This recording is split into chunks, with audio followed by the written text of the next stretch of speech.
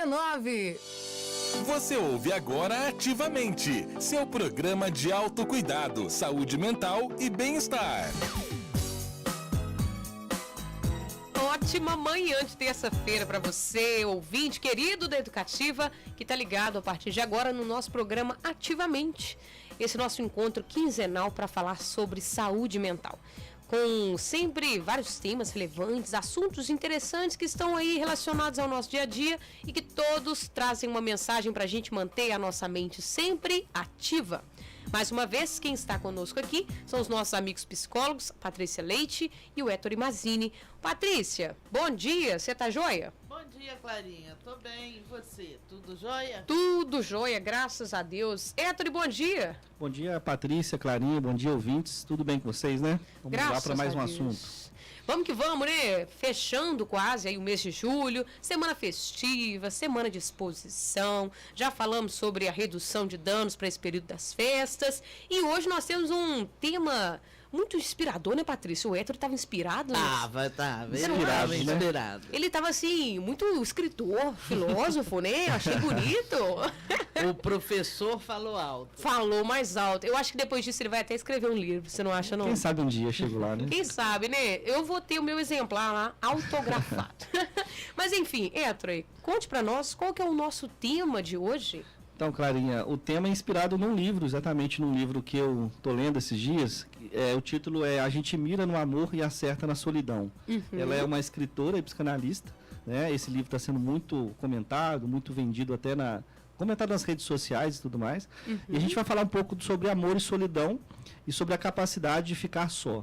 Em algum momento nos programas anteriores, nós falamos sobre solidão, né? O sentimento de solidão ou a solitude, que muito se fala hoje também sobre esse termo, né? Mas a proposta de hoje é falar de solidão numa outra perspectiva. Daquela última vez que falamos sobre solidão, falamos sobre a socialização e a importância de socializar para a nossa saúde mental. E quanto o isolamento ou a solidão excessiva pode nos prejudicar. Hoje eu queria abordar solidão relacionada com amor. Né? O título do livro, então, é A Gente Mira no Amor e Acerta na Solidão. Eu queria propor uma discussão a respeito desse tema. E aí eu queria te fazer uma pergunta, Clarinha, e também aos nossos ouvintes, para começar com esse tema.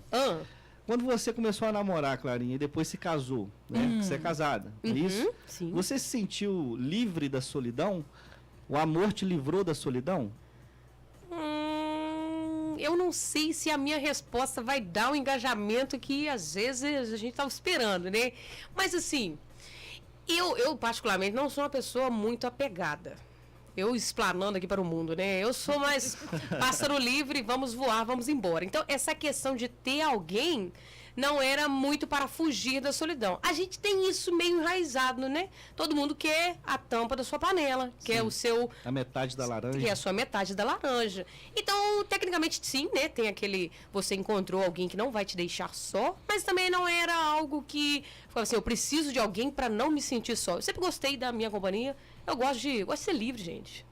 Você tocou num ponto importante, né, Patrícia? De gostar da sua companhia, né? Passa por aí também essa solidão.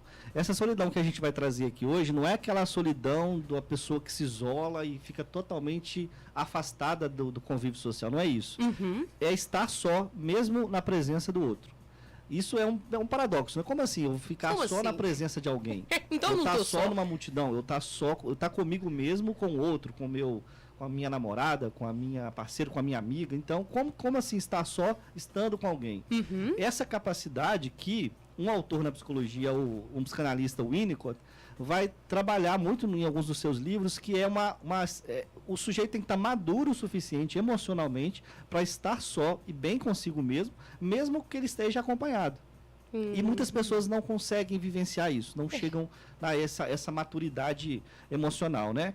E aí fica uma pergunta também para os ouvintes pensarem e refletirem. Se cada um de vocês que está nos ouvindo, você se sente livre da solidão, mesmo com a presença do outro na sua vida, né? Você com alguém, mesmo estando com alguém, você se sente bem com você mesmo ou você sente aquela necessidade de ter alguém o tempo todo, próximo, enfim, né? Para a gente pensar.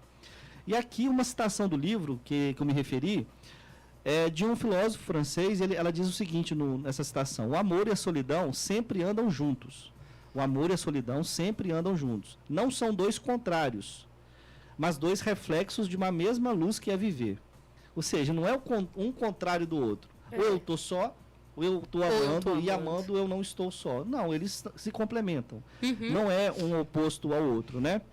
E aí essa frase apresenta o que eu gostaria de comentar aqui um pouco com vocês, que é amor e solidão não são opostos, não são contrários. Eu queria caminhar nesse sentido na minha apresentação, né?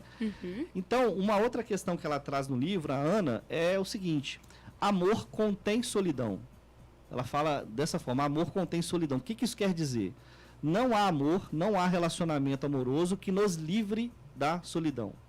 Então, mesmo que você esteja há 40 anos com alguém, vivendo com aquela pessoa ao longo de muitos anos, viver com alguém, estar num relacionamento amoroso, não vai te livrar da solidão. Isso não é necessariamente ruim, né? A gente tem que parar de pensar a solidão como algo negativo, ruim. A solidão, a solitude pode ser uma experiência positiva também. E quando eu falo de amor aqui, é importante também dizer que não é só amor de relacionamento romântico, amoroso. É amor dos seus mais variados tipos de amor, né? Amor de amigos, amor de pais e filhos, filhos e pais, amor familiar, amor de relacionamento, né? Enfim. Ou seja, amor não nos livra de estarmos sozinhos. E aí cito novamente ela, a Ana Sui: sempre amamos sozinhos, pois cada um ama do seu próprio modo. Cada um ama com a sua história. Então, quando duas pessoas se encontram, aquela história da metade da laranja, né? Isso aí é uma fantasia coletiva, uma fantasia da nossa cultura. Encontrei a metade que me faltava. Não é bem assim, ela vai dizer, ela vai fazer uma crítica a essa leitura, né? Por que nós sempre amamos sozinhos? Porque quando eu encontro alguém e me apaixono e depois passo a amar possivelmente aquela pessoa, eu levo comigo a minha história, o meu modo, a minha maneira de amar. Ou seja, a gente ama do nosso jeito. Né? E aí ela cita uma autora que a Patrícia gosta muito, até falamos sobre ela na sexta-feira, que é a Clarice Lispector. A Clarice Lispector diz o seguinte: amor será dar de presente ao outro a própria solidão? Olha que profundo isso, né? Amor, uma pergunta: será que o amor é dar de presente para o outro a própria solidão? Eu sou só, nós somos sós, e aí você encontra alguém, se apaixona e ama aquela pessoa, passa a amar aquela pessoa. Você está dando de presente a ele a sua solidão, e ela ou ele a sua solidão a você? O que você pensa, Patrícia, sobre isso? Pois é, como você falou que eu gosto muito de Clarice, e gosto mesmo, eu vou introduzir a minha fala com um trecho dela. E eis que sinto em breve nos separaremos. Minha verdade espantada é que eu sempre estive só de ti e não sabia. Agora eu sei, sou só. Eu e minha liberdade que não sei usar. Grande responsabilidade da solidão. Quem não é perdido não conhece liberdade e não a ama. Quanto a mim, assumo a minha solidão, que às vezes se extasia como diante de fogos de artifício. Sou só e tenho que viver em uma certa glória íntima que na solidão pode se tornar dor. Guardo o seu nome em segredo, preciso de segredos para viver.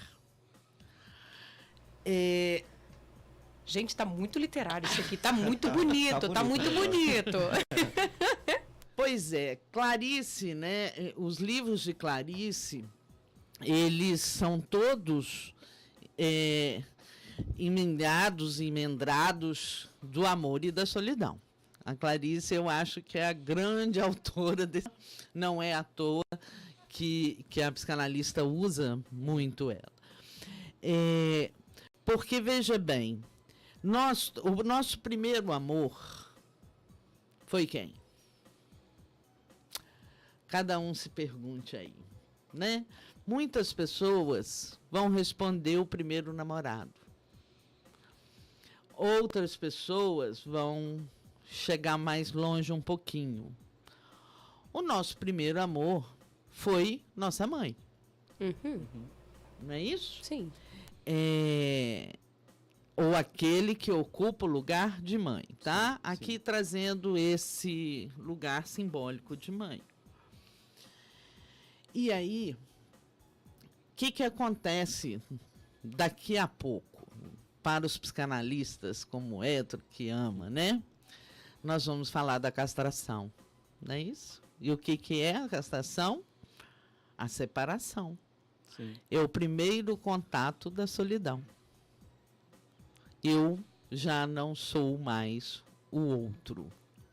Eu sou eu, e aí eu entro com esse tema, com essa frase da liberdade de ser só, que a Clarice traz. Não é isso? E quando esse processo se faz de uma maneira positiva, né? Quando você traz o Winnicott, que é assim, é uma castração, um envolvimento da castração no sentido, gente, eu coloquei aqui de forma muito psicanalítica, o que é a castração? É a separação e principalmente é quando há a introdução do pai na história, na brincadeira, né? Isso é a castração e é o corte. Então, quando a gente se percebe, e é feito isso de uma maneira, como o Winnicott fala, suficientemente bem, a pessoa aprende a amar e resguardar a sua própria solidão. Começa ali todo, né, o aparelhamento psíquico para que você possa, no futuro, ter amores com a liberdade da solidão. Né? Quando a gente pode ter... Porque essa história da metade da laranja é uma história de simbiose. Né? Não é um amor, é uma simbiose. Eu necessito de você para viver. Não é o compartilhamento. E a Clarice fala muito dessa angústia nos livros dela, essencialmente no Água Viva, quando ela fala de como é difícil sustentar a liberdade de ser só. E eu acho que é isso, né, Hétero? Você me trouxe o tema, eu fiquei pensando e vendo, me parece que é exatamente sobre isso que você queria falar, né? O quanto a gente precisa estar no mundo aprendendo a amar sem ser algo de preenchimento daquilo que nos falta no sentido de, olha, acreditar nesse preenchimento. Não é nem que não preencha, porque a gente preenche nas relações. Sim. Mas é assim, se eu estou amando, eu não... E é exatamente... Não vou ter a solidão. Sim. E é exatamente isso que nas relações se perdem. Porque as pessoas vão se distanciando de si mesmo. Sim, é por aí. Tem a ver com isso, Héctor? Tem a ver. A gente teve uma sintonia espiritual. Esse programa é uma graça, gente. Eu adoro. O pessoal deve pensar assim, não, esse povo, ele vem assim, eles já vem milimetricamente calculado, com tudo que vai ser falado, porque eles têm 15 dias, né? Porque eles têm 15 dias para decorar tudo que vai ser falado, né, Patrícia? Então, e a gente, na verdade, lança o tema... a gente se comunica do tema e cada um vai articulando a sua fala dentro da sua própria pensamento e a gente aqui vem debater mesmo. Não, e é muito legal, é muito gostoso. É interessante porque quando a Patrícia fala aqui do Winnicott, da Clarice e citou a psicanálise, né? Por mais que a Patrícia não seja da abordagem psicanalítica, ela... né, entende, conhece da abordagem e a gente conversa sobre, mesmo ela sendo de abordagem diferente da psicologia, né? E sobre a questão da mãe, eu queria voltar num trecho nesse ponto, Patrícia, quando o Winnicott fala dessa castração que você falou, né? Da separação, quando o bebê, ele e mãe inicialmente são uma coisa só, uma simbiose mãe e bebê, né? É um ser só ali, mas esse bebê cresce e precisa se separar dessa mãe. Então aí entra a castração, né? A autora Ana Sui, ela fala o seguinte: mãe precisa ser boa, mas não demais, que é pra gente poder se separar, porque se a mãe for boa demais, essa mãe boa demais, ela vai ter dificuldade e dificultar ao bebê, ao menino, à criança, se separar, né? Sim. Nossa história de amor com uma mãe, se corre tudo bem nessa história de amor do menino, da menina com sua mãe, termina em separação. Olha que interessante isso, né? Se a história corre bem, no desenvolvimento psíquico normal, termina em separação. É bom para um filho ter sua casa, seu dinheiro, seu corpo, sua vida, mesmo que ele tenha uma relação afetiva, amorosa e estável com sua mãe. E que a Patrícia acabou de citar, né? Eu gostaria de trazer isso aqui para a gente pensar. E aí, quando a gente fala de castração em psicanálise, a gente fala de separação. Separação envolve alguma perda. Perda envolve falta. Todos nós somos seres faltantes. Em psicanálise, isso é uma premissa básica, é um princípio básico. Patrícia, Clarinha, eu, todos nós somos seres faltantes. Porque na nossa história de desenvolvimento com a nossa mãe, com a nossa história familiar, algo se perdeu. E vai se perder para sempre, né? Esse vazio vai ficar. Aí que entra novamente a questão da metade da laranja. Aí a Ana Sui diz que isso é uma fantasia popular, muito comum, de queremos encontrar uma outra parte ou pessoa que irá nos completar ou nos preencher.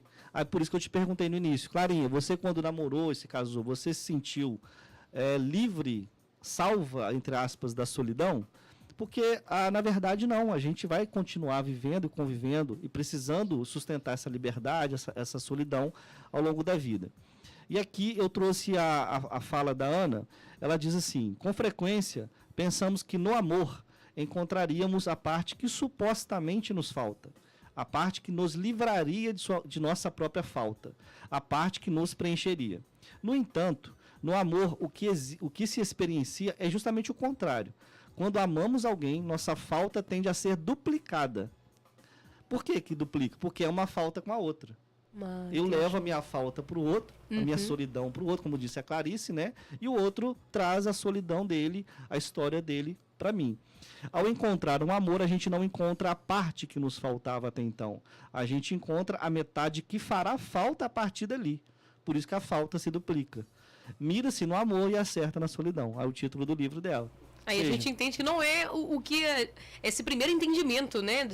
De estar buscando o amor e acabar na solidão por uma frustração e qualquer outra coisa. Não, é a solidão porque você vai encontrar uma outra solidão para somar com a sua. Matemática. Sinais iguais. Isso aí. Sinais iguais somam. Essa foi ótimo. Exatamente. Ela fala ainda, como você falou do livro, eu fui ler a tese dela. Ela tem uma tese, né? Que inclusive baseou o próprio livro. E ela fala na tese dela uma questão assim: o amor é um compartilhamento de solidões.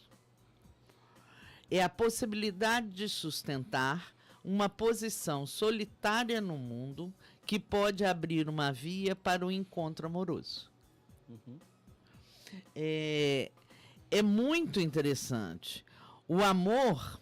Isso é muito Clarice, né? É muito Clarice. Ela gosta muito de Clarice, eu percebi isso.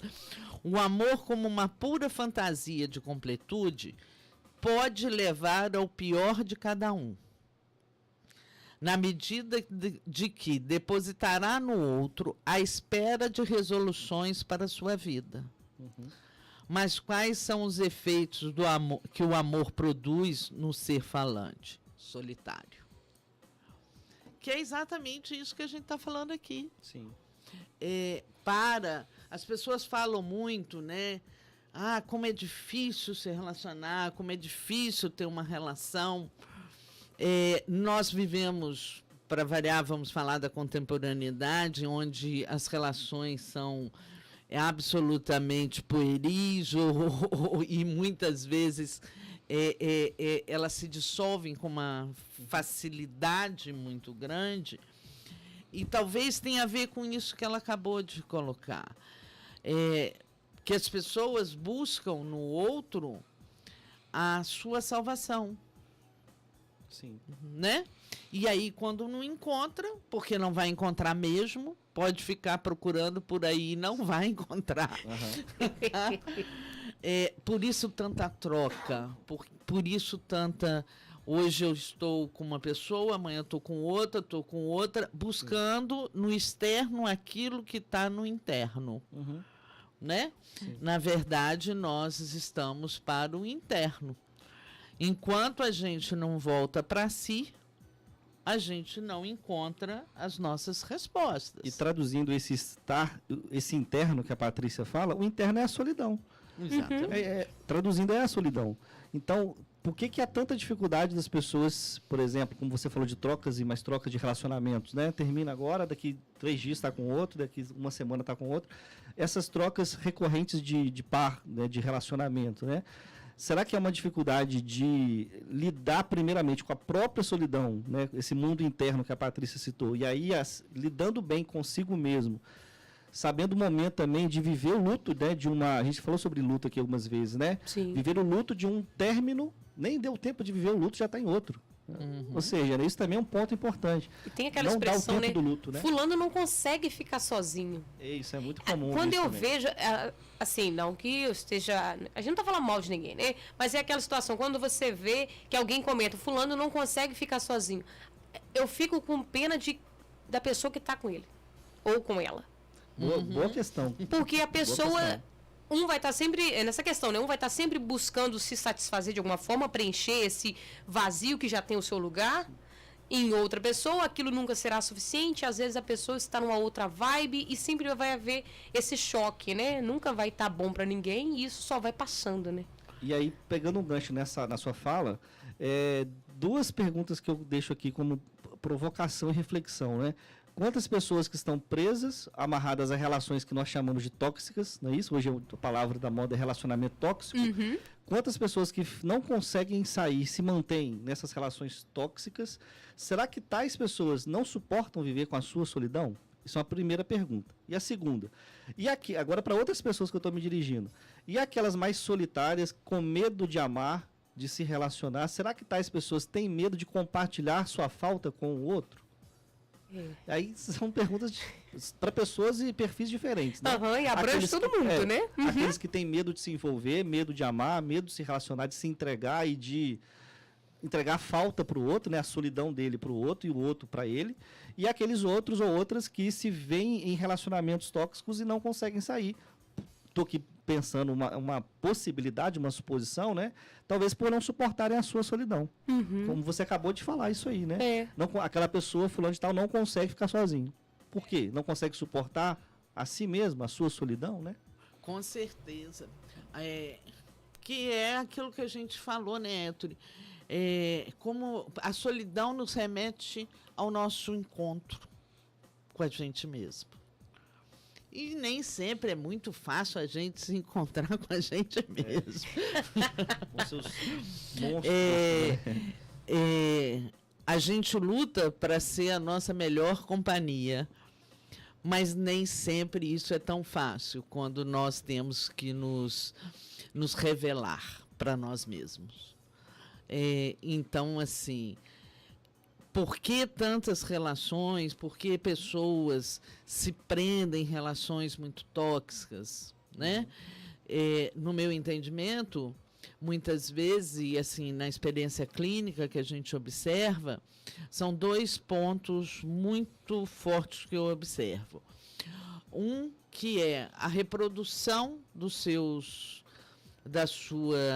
primeiro amor, sabe? Está preso ali naquela história, que não conseguiu fazer um desenlace bacana, e está repetindo de maneira, né? A neurose é exatamente isso. E um segundo ponto que a gente observa muito, e na verdade eles estão entrelaçados,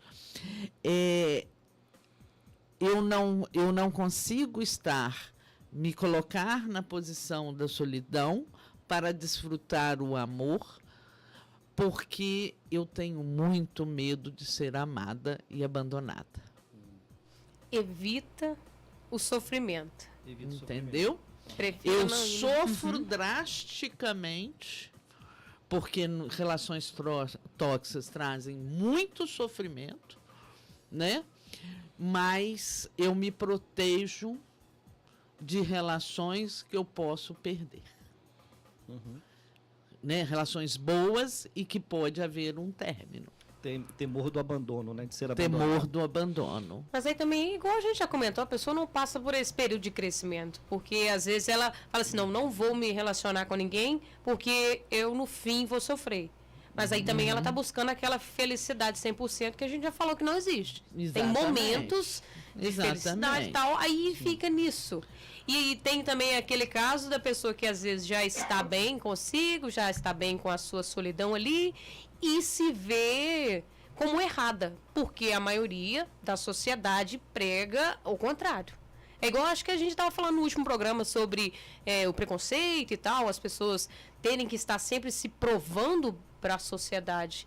Né? Hoje em dia a gente já está tão acostumado com esse relacionamento de metade da laranja que se você não quer essa metade da laranja, aí você também está errado, né? Com certeza. E até pensei aqui em situações mais graves que eu já observei, né, como a Patrícia falou, na clínica e na saúde mental, falas do tipo, especialmente entre jovens, né? Se ela terminar comigo ou se ele terminar comigo, eu vou me matar, né? Eu me corto para aliviar a dor. Parece que é ficção, não, é realidade isso. A gente já ouviu, escuta isso na saúde mental, na clínica, né? Especialmente adolescentes e jovens, adultos. Sim. Quando o término do outro, né? Quando o outro termina uma relação, a pessoa não suporta a solidão, si mesmo, né? E aí se coloca em ideação suicida, se coloca em situações de risco, bebe demais, né? Usa droga, enfim, por conta da não suportar a castração, né, a separação, e entra nessas, desenvolve sintomas e tudo mais. Né? Há situações que são mais graves, precisando mesmo de uma intervenção terapêutica mesmo, né? Que a gente sabe que está sendo muito frequente, né? Sim, muito sim. frequente. Isso me lembra, até outro dia eu estava ouvindo, era uma reflexão sobre o evangelho do dia de um padre no YouTube fazendo a reflexão e vinha falando sobre aquele evangelho, né? Por isso deixará pai e mãe, se unirá a sua esposa e se tornarão uma só carne. E era muito dessa questão da castração que vocês estão falando, da ligação paterna e materna ali. Que muitos rapazes buscam na esposa uma nova mãe, e muitas moças buscam no esposo um novo pai. Isso é muito psicanalítico também, né? Aí me tá fazendo essa... Tô remetendo a isso. Porque, aí por isso que, às vezes, aí no caso, né, a reflexão do padre, ele vinha falando dessa questão dos relacionamentos que não duram.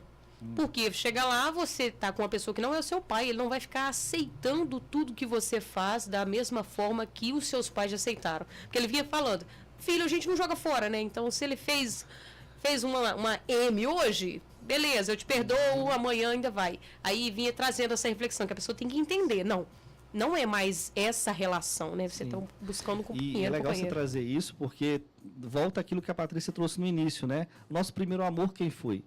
A mãe. Ou a pessoa que ocupava o papel de mãe, né? Se não foi a mãe. Então, esse primeiro amor, qual é o nosso modelo de referência de amor? Mãe e pai, aqueles primeiros amores. E às vezes a pessoa vai para um relacionamento já adulto, maduro, levando esses modelos de amor infantis. Né? E não conseguiu separar. Olha, aqui é outra relação.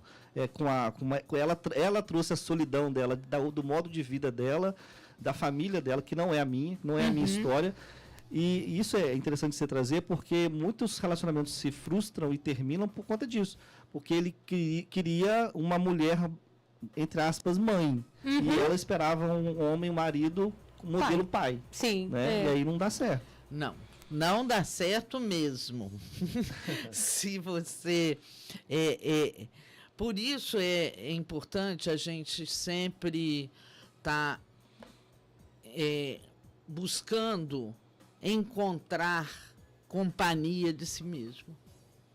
Porque se você está sempre depositando no outro, né, e repetindo histórias, você vai repetir história. Não é porque você... Muitas vezes as pessoas falam assim, não, eu vou começar, né? Eu começo diferente, mas no meio do caminho eu repito, o fim será repetido. Entendeu? Tem aquele momento do início, de que dá uma cara diferente, porque nós não somos bobos, né? Ninguém fica fazendo. Claro que não, a gente tudo igual. não chega mostrando assim os chifres, não pode. E se você, toda vez que você repete e termina igual. E por que, né, tá se falando de solidão e amor? Porque é necessário a solidão para se ter um amor. Porque você está se colocando no lugar de se reconhecer. E cada vez que você se reconhece, cada vez que você faz o processo de reconhecimento, você muda, você não fica repetindo histórias. Acho que é isso que a autora busca falar, né? Você mira no amor e encontra a solidão. Isso, na verdade, é algo que ela está convidando você a fazer, no meu entendimento. Uhum. Ela convida você a fazer encontro de si mesmo e não ficar buscando aí um monte de metade da laranja para que porque veja bem, as metades elas existem e é uma grande ilusão achar, né, que junção da metade é o todo. Em Gestalt terapia se fala isso claramente. A soma das partes é mais do que o todo. Isso é uma premissa na Gestalt terapia. É muito Forma matemática, dizer que gente. nós já somos um todo, né? Exatamente. Nós já somos um todo. Entendeu? Então, quando você vai ao encontro do outro, você é inteiro. Você precisa ir inteiro. Com suas faltas. Inteiro não é no sentido de completo. É de... Bom você falar isso, né? Tá? Então não é ser completo. E não é ser completo. É o seu inteiro, com as suas faltas. E quando você se permite ir ao encontro com esta possibilidade de mostrar para o outro as suas faltas, o Eto falou sobre isso, a sua chance de ter um amor mais que te traga mais acalanto, que te traga mais prazer, né? É maior se você se permite a isso. Agora, se você vai para esse amor como você foi, porque, né, no primeiro amor, o que o bebê faz? Ele está sempre querendo, ele está mirado na expectativa do outro, do que o outro espera. Quem é esse outro é a mãe. Uhum. Ok?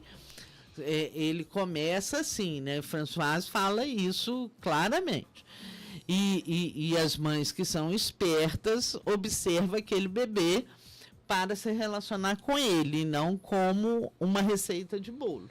Né? A Françoise fala isso muito bem. E se a gente aqui, né, adulto, vai com a expectativa do outro, da completude, né, de ser, porque a gente está falando, alguém me completar, mas também tem o inverso. Eu sou a completude do outro. Aí é pior. O que é pior, né? É pior ainda. É muito narcísico. É isso. muito narciso. Muito mesmo, né? Muito narciso. Eu sou a completude do outro. Olha que forte isso, né? E, na verdade, isso acontece por quê?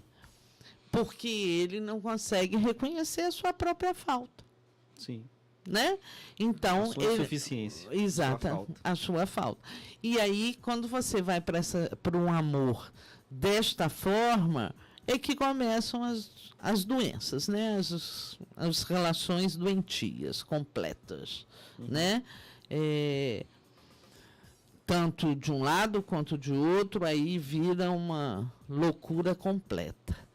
Então, assim, no meu entendimento, o que ela convida nesse livro, não sei se eu estou certo, porque eu não li ele ainda. Eu não terminei, mas... Deve ser, né? Deve ser. Eu não li ainda, mas pelo que eu li... Não vai ler o final, não, Héctor. Pelo que eu tá li, folheando o final do livro aí. Pelo que eu li da tese dela, o tanto que eu já li da tese dela, ela faz esse convite de dizer, olha, nós precisamos melhorar a nossa forma de amar, e a melhor forma de amar é a gente respeitar a nossa própria solidão.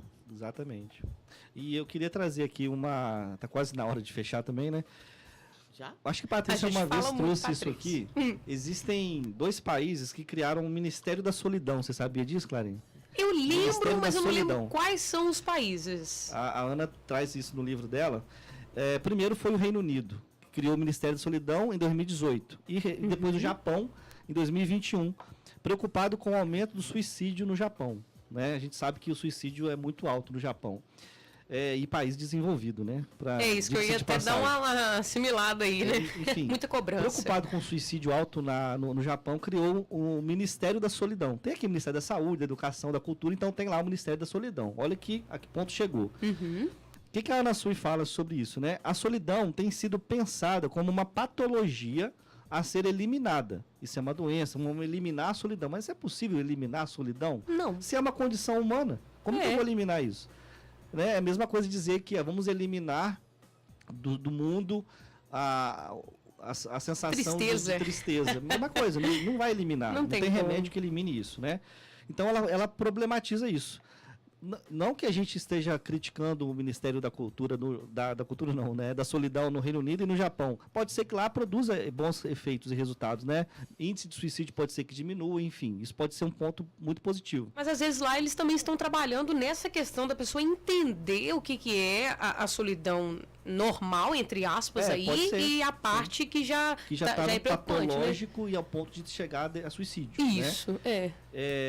Talvez seja pandêmico lá essa situação de suicídio por conta de pessoas muito sós, né? Muito solitárias. Sim. Aí ela vai trazer uma reflexão sobre a solitude, que é um termo hoje que está muito em voga, né? Solitude. O que é essa solitude? Ela fala assim, a palavra solitude tem sido utilizada numa tentativa de se referir a uma espécie de solidão que não caia rapidamente no campo do sofrimento. Por exemplo, solitude seria o quê? Eu me sinto só, não tenho relacionamento, sou livre, solitário, tenho minha solitude e não me causa dor, sofrimento. Solitude seria isso. Sim. Só que ela faz uma crítica a isso. Ela fala assim, no entanto, acho que vale ter cuidado com o uso dessa palavra, solitude, para que ela não recaia em um sentido romântico demais.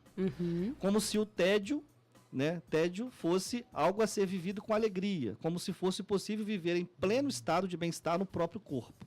Porque essa coisa do pleno, todo, né? A gente como ela diz aqui, ela é psicanalista, né? Faltante, insuficiente. Somos e o outro também é insuficiente, né? Sim, como a gente falou durante o programa. E aí ela prefere usar a palavra solidão. É uma preferência dela, né? Em vez do termo solitude, ela usa mesmo o termo solidão. Por quê? Tentando mostrar que a solidão não é uma doença, não é negativo, não é patológico. A gente tem que saber lidar com ela, né? Como a Patrícia disse, se reconhecer que nós temos os nossos momentos de solidão, e isso não é necessariamente patológico, ruim, causa... Agora, aí entra uma outra questão, né?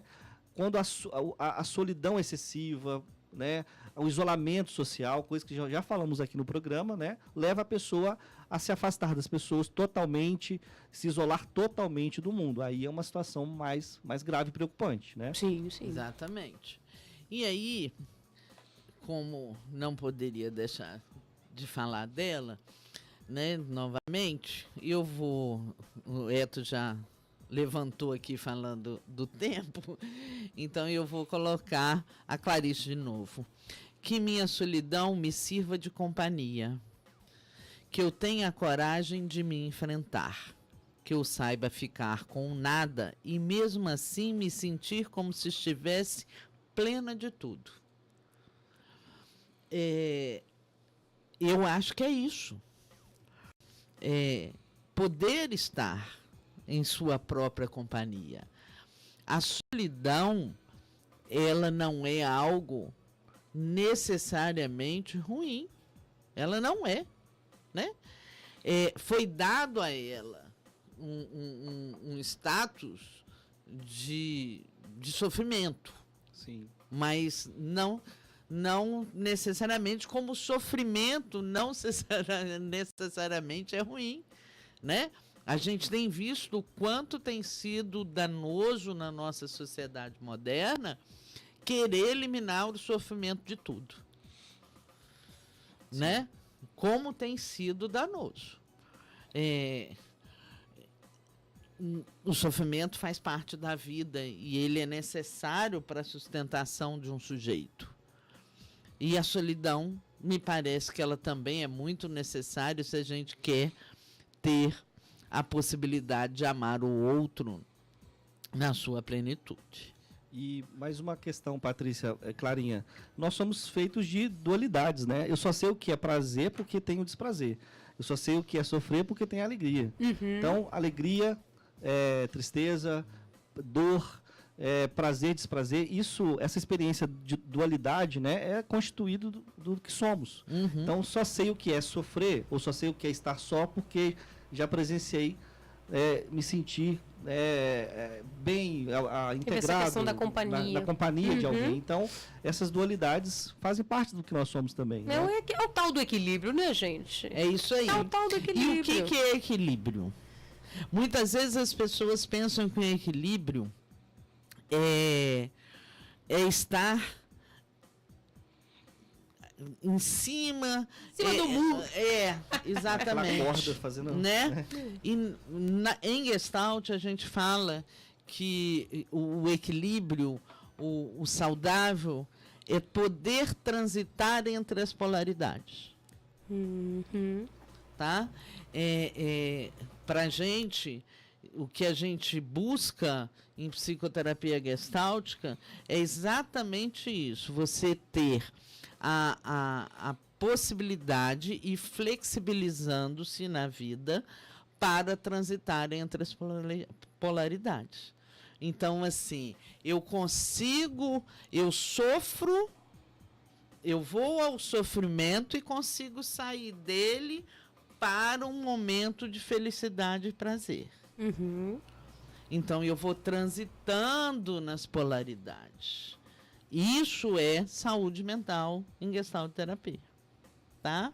Você conseguir transitar nas polaridades. Essa questão do equilíbrio está até na capa do livro, né? Eu já estava aqui futicando que eu já tinha ouvido falar do livro, mas agora a gente tem uma indicação aqui, né?